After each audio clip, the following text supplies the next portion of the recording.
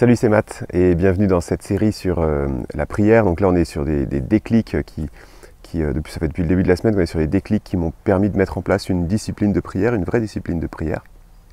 Et je vous parlais justement hier, je ne vais pas tout vous refaire, mais je vous parlais justement hier de comment j'ai pu décliner ça pour prier vraiment pour les autres.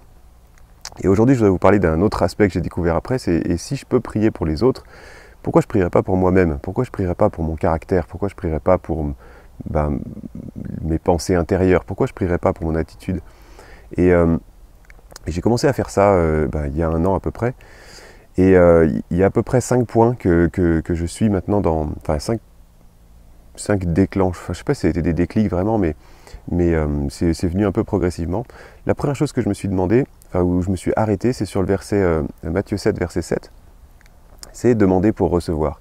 Demandez, vous recevrez, cherchez, vous trouverez, frappez, on vous ouvrira. Et quand j'ai lu ça, bon, c'est vrai que ça pourrait s'appliquer à demander pour quelqu'un d'autre, mais je sais pas, ça m'a frappé pour moi-même. Je me dis, mais est-ce que moi je demande de l'aide? Et je sais pas si vous êtes un mec, mais moi en tout cas, c'est un truc de fou. C'est si je peux bien être perdu au milieu de nulle part, il y a une bagnole qui passe, où il y a un mec qui est là et qui pourrait peut-être me renseigner, mais je lui demande pas. Je cherche mon chemin tout seul.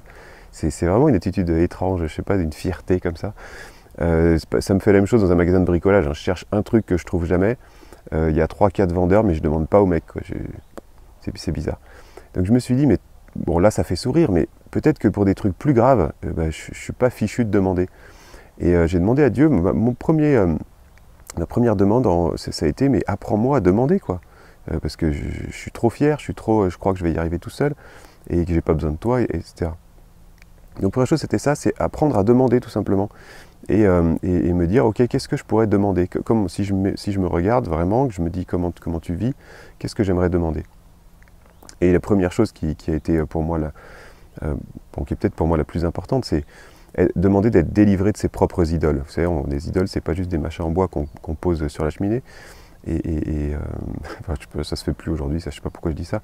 Mais par contre, on peut avoir des idoles intérieures. Et des idoles, vous savez, je sais pas si vous avez suivi la formation 7 jours pour repartir sur de bons rails. Vous pouvez aller trouver ça sur entrepreneurschrétien.com ou sur toutpoursagloire.com, puisque c'est eux qui m'ont permis de la mettre en place.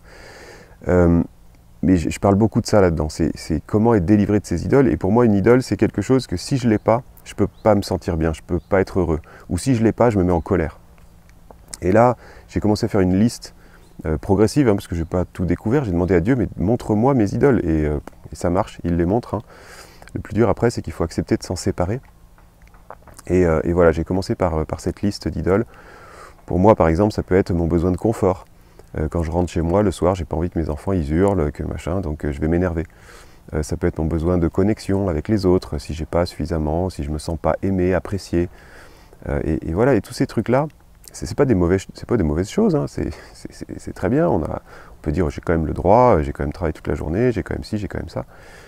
Mais si ça me pousse dans mes pires, si le fait de ne pas l'avoir, ça me pousse dans les pires aspects de mon caractère, c'est pas bon.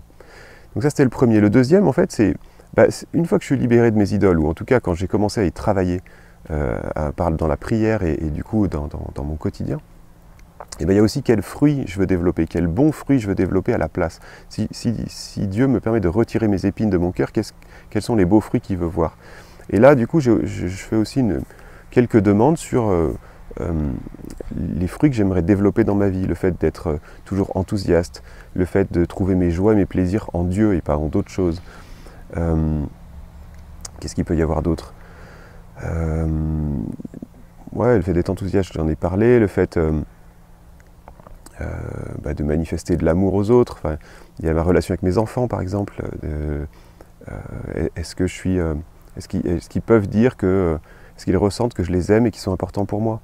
Ça, c'est puissant parce que quand ils viennent et qu'ils disent « Papa, tu veux jouer avec moi? Papa, regarde mon dessin. Papa, ci, papa, ça. » Si à chaque fois je dis « Non, mais là, attends, j'ai pas le temps, ça sera plus tard, on verra demain et tout », ils vont pas ressentir que je les aime si je suis tout le temps comme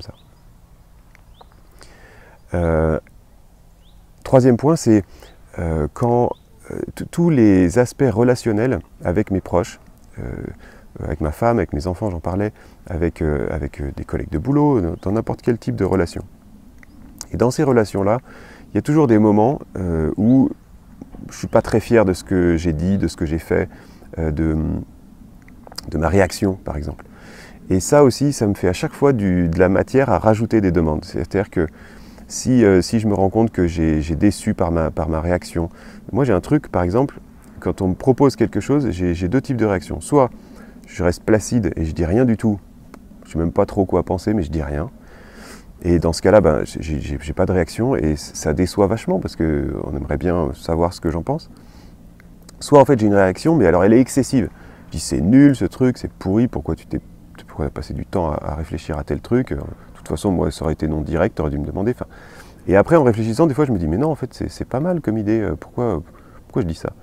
Et voilà, donc par exemple, je prie pour ne plus avoir pour avoir la réaction juste au bon moment, pour pas m'emballer et pour pas non plus rester comme une carpe. Enfin voilà, c'était un exemple.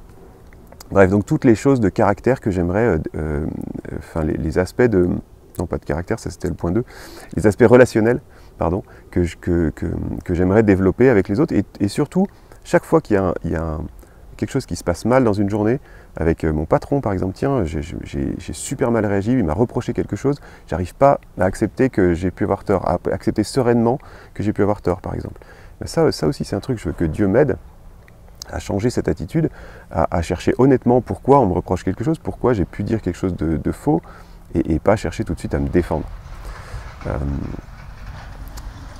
Il y avait encore 2 autres points. Je pense que la vidéo commence à être un peu longue, donc je vais m'arrêter là, je vous parlerai des 2 autres points demain. Allez, ciao, passez une bonne journée, qu'elle puisse être à la gloire de Dieu. Ciao. Si tu aimes, clique sur j'aime, c'est la façon la plus simple de partager et d'inspirer d'autres personnes. Je t'invite aussi à t'abonner pour ne pas louper les prochains épisodes et pour oser changer tout ce qui doit changer dans ta vie. Tu peux aussi me retrouver sur entrepreneurchrétien.com pour plus d'outils et de ressources pour mettre tes talents en action pour la gloire de Dieu. Alors à bientôt.